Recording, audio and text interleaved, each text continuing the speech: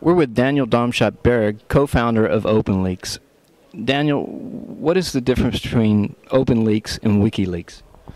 Well, there's a lot of detail that you could look at, but generally the main difference is that with OpenLeaks we are just providing technology to partners that we are working with, and that technology allows anonymous sources to send in information securely to these partners. And these partners, which usually are media organizations as well as NGOs, decide what to do with that material. So we are not in the publishing business in the same way that WikiLeaks is, but we are just facilitating the flow of information in between sources and journalists or other subject matter experts. I know you're asked this probably quite often, but what was your reason for leaving WikiLeaks and creating your own organization?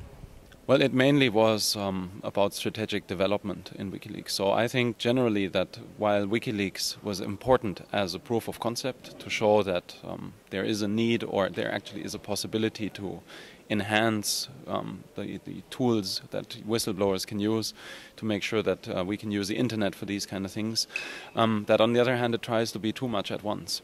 And the questions, especially around redactions of documents, editorial questions about content. How do you publish things? Where do you draw the line between somebody's privacy that you have to protect and the public's right to know? These questions around these topics are very complicated to answer. And I think generally it's much better to approach this by working with institutions that have experience in this field rather than trying to reinvent all of these wheels that we need. And in that respect, I think WikiLeaks is just trying to be too much at once. And basically, that's at the core of why I left. Okay. How do you think that OpenLeaks is perceived right now by newspaper publishers here at this event? Well, I haven't spoken to too many people here at this event yet, but generally there's a big interest in what we are doing. So we can't complain that no one would have an interest. It's quite in the contrary. There are many more newspapers and media organizations that would want to work with us, or at least find out what it is that we are doing.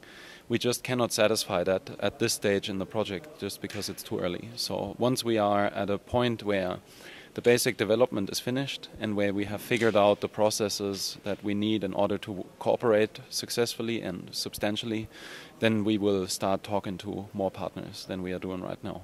What's the time frame for something like that? Well, you know, I've been asked about a time frame too often, and I've given answers that never made it. So you see, it all depends on a lot of detail. And it's also not the technological part that's complicated, but also the organizational part.